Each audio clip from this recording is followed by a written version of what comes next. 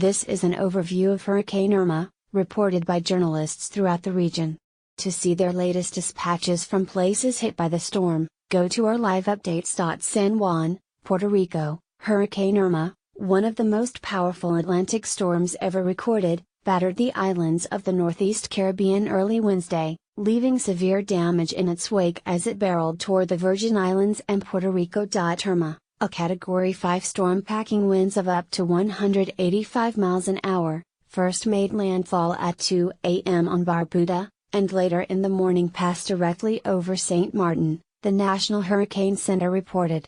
There were reports of flooding, major damage to buildings, and severed electricity and phone service on those islands and St. Barthélemy and Anguilla. The four most durable buildings on St. Martin were destroyed, the French Interior Minister, Gérard Collomb, said at a cabinet meeting in Paris, which means that in all likelihood the more rustic buildings are probably totally or partially destroyed. In the afternoon, the heart of the storm passed over the British Virgin Islands, the Hurricane Center reported.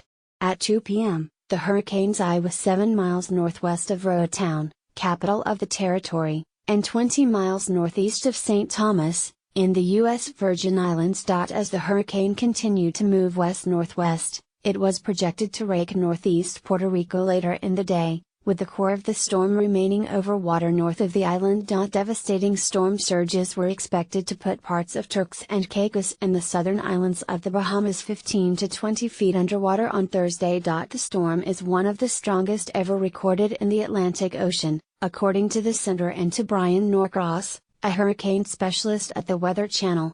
There have been, however, storms with comparable winds in the Caribbean or the Gulf of Mexico, where warm waters can fuel particularly dangerous hurricanes. Late Tuesday, wind gusts of around 50 miles an hour arrived in Antigua and Barbuda but picked up significant strength as the center of the storm swirled several dozen miles offshore. The authorities cut off power on those islands before midnight, forcing many residents to listen to the latest forecasts on transistor radios in the darkness. Residents throughout the Caribbean scrambled on Tuesday to rush out of possible flood zones, stock up on water, food and gas, shutter their homes and brace for what is now, and could remain, a Category 5 hurricane. On Antigua, many residents were spending the night in nearly 40 shelters because of concerns that their homes, even when boarded up, would topple in the destructive winds. We have to prepare for an event that we have never experienced here, Governor Ricardo Rossello of Puerto Rico said earlier on Tuesday, calling the hurricane's arrival imminent and its potential catastrophic. Irma threatens havoc and widespread destruction across Puerto Rico, a United States territory of 3.4 million people, the island of Hispaniola, home to the Dominican Republic and Haiti, Antigua, St. Kitts, and Nevis, and the United States Virgin Islands, among others. Cuba is also threatened. President Trump declared a state of emergency in Puerto Rico, Florida and the United States Virgin Islands on Tuesday. With Harvey's destruction still fresh on people's minds, Florida hustled into action. Governor Rick Scott activated the state National Guard to help with hurricane preparations, and he suspended highway tolls.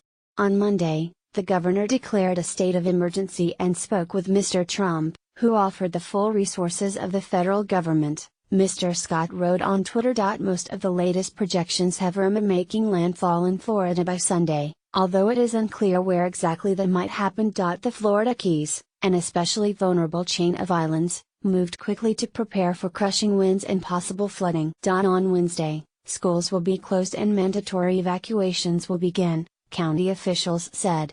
The Keys 3 hospitals started evacuating patients on Tuesday. Miami-Dade, the state's largest county, announced that schools would close on Thursday and officials began putting emergency plans into place. But Puerto Rico and the northern Leeward Islands are expected to be hit before that.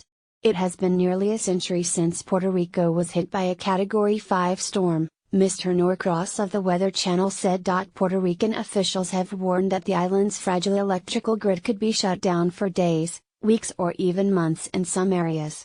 In his news conference, Mr. Rossello and emergency officials warned that with such powerful winds expected to thrash the island, infrastructure, houses and the phone system would inevitably be damaged.